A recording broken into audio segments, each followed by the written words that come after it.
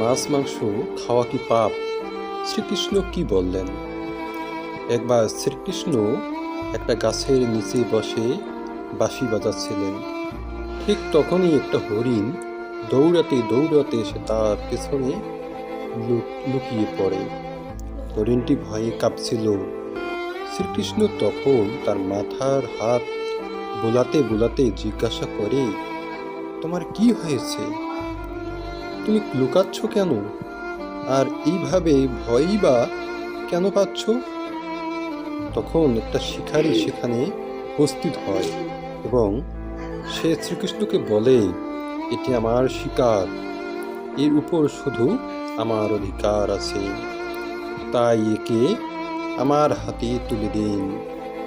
তখন শ্রীকৃষ্ণ বলেন, তুমি কি জানো না জীব হত্যা মহাপাপ? আর তুমি কি একে হত্যা করে কি পাপী হতে চাও?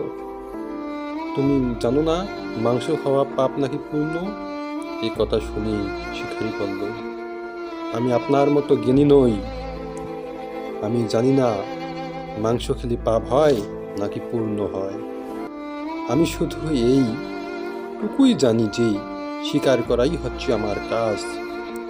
আমি যদি শিকার না করি তাহলে আমি না খেয়ে মরে যাব। আর তাছাড়া এই প্রাণীরা আমি হত্যা করে একে তার জীবন চক্র থেকে মুক্ত করেছি। যতদূর আমি শুনেছি শাস্ত্রেও মাংসাহারের কোনো নিষেধাজ্ঞা নেই, এমনকি রাজ মহারাজারাও শিকার করে থাকে। তাহলে এই শিকার করা বা মাংস খাওয়া শুধুমাত্র কি আমাদের মতো গরিব মানুষের ক্ষেত্রেই পাপ? হে কৃষ্ণ, আপনি বলুন, মাংস খাওয়া পাপ নাকি পূর্ণ? তখন সেই প্রশ্নের উত্তরে ভগবান শ্রীকৃষ্ণ বলতেছেন, শ্রীকৃষ্ণ বুঝাতে পারলেন নিয়মিত মাংস খাওয়ার ফলে তার বুদ্ধি ভ্রষ্ট হয়েছে।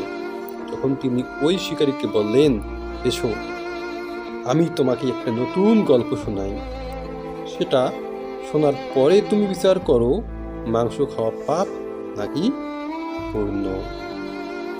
তখন শিকারী ভাবলো, ভালোই হবে, একটা গল্প শুনলে আবার আমার সময়ও কাটবে এবং গল্পটা শোনার পরে এই হরিণের মাংস আমি খেতে পারবো। শ্রীকৃষ্ণ তখন গল্প বলতে শুরু করলেন। একবার মগধে অকাল দেখা দিল, যার ফলে শস্য উৎপাদন বন্ধ হয়ে গেল। তখন রাজা খুবই চিন্তায় পড়ে গেলেন এবং ভাবলেন, শীঘ্রই এর কোনো সুরাহা বা না করা গেলে যে সমস্ত খাদ্যশস্য সঞ্চিত আছে তা এক সময় শেষ হয়ে যাবে। তখন আরো বড় সমস্যা দেখা দেবে। এই সমস্যা সমাধানের জন্য রাজা তার রাজসভায় সমস্ত মন্ত্রী, সামন্ত এবং পরামর্শদাতাদের ডেকে পাঠালেন। তিনি তাদেরকে জিজ্ঞাসা করলেন, সব থেকে সস্তা খাদ্যদ্রব্য কি? সকলে তখন ভাবল, চাল ডাল এই সমস্ত উৎপাদনের জন্য অনেক পরিশ্রম দরকার হয় এবং অনেক সময় লাগে। তখন রাজসভায় উপস্থিত একজন সামন্ত, যার শিকার করার শখ ছিল, সে উঠিয়ে দাঁড়িয়ে বলল, রাজামশাই, সব থেকে সস্তা খাদ্যদ্রব্য হলো মাংস, কারণ এর জন্য কোনো অর্থ ব্যয় করতে হয় না এবং তা খুব পুষ্টিকর খাবারও। সকলে